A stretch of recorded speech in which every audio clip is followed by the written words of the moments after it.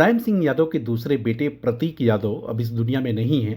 Postmortem की report कहती है कि मौत की वजह उनके फेफड़ों में खून के थक्के होना था।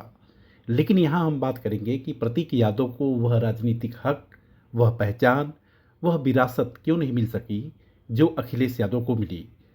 क्या यह सिर्फ राजनीति की पसंद थी? क्या परिवार के भीतर कोई अदृश्य दीवार थी, या फिर यह खुद प्रतीक यादव का फैसला था? इन्हीं सवालों के हर पहलू को समझाने और समझने की कोशिश करेंगे। मुलायम सिंह यादव का निजी जीवन हमेशा चर्चा में रहा। उनकी पहली पत्नी मालती देवी थीं, जिनसे उनके बेटे अखिलेश यादव हुए। अखिलेश बचपन से ही सार्वजनिक रूप से मुलायम सिंह के साथ दिखे। राजनीति के गलियारों में उनकी पहचान शुरू से उत्तराधिकारी जैसी बनती गई। लेकिन बाद में मुलायम सिंह के जीवन में साधना गुप्ता आईं। लंबे समय तक यह रिश्ता सार्वजनिक रूप से चर्चा से दूर रहा। साधना गुप्ता के बेटे थे प्रतीक यादव।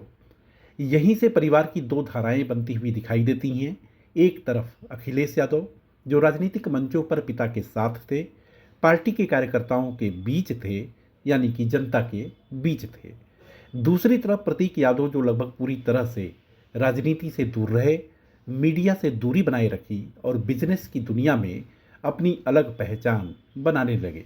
लेकिन सवाल यह है कि यह दूरी स्वाभाविक थी या बनाई गई। भारतीय सियासत में राजनीति में उत्तराधिकारी अक्सर योग्यता से पहले दिखाई देता है। जो जनता के सामने है वही दावेदार माना जाता है। अखिलेश यादव ने पढ़ाई की, विदेश से इंजीनियरिंग की डिग्री ली और फिर राजनीति में आए। धीरे धीरे पार्टी में उनका कद बढ़ा।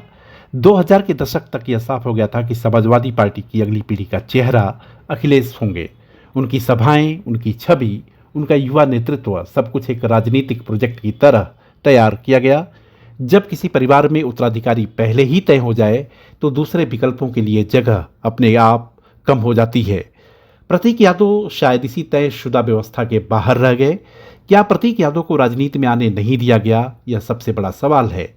सियासी नब्ज समझने वाले कहते हैं कि अगर प्रतीक यादव राजनीति में सक्रिय होना चाहते तो मुलायम सिंह उनके लिए रास्ता बना सकते थे, लेकिन ऐसा कभी दिखा नहीं। प्रतीक कभी समाजवादी पार्टी के मंच पर सक्रिय नहीं दिखे। उन्होंने चुनाव नहीं लड़ा, किसी पद की मांग नहीं की, किसी राजनीतिक बयानबाजी का हिस्सा नहीं बने। तो क्या यह उनकी निजी पसंद थी? संभव है। प्रतीक यादव ने बिजनेस, फिटनेस और लग्जरी लाइफस्टाइल को चुना। उनकी पहचान एक सफल व्यवसायी और फिटनेस प्रेमी के तौर पर बनी, यानी कि फिटनेस फ्रीक के तौर पर बनी।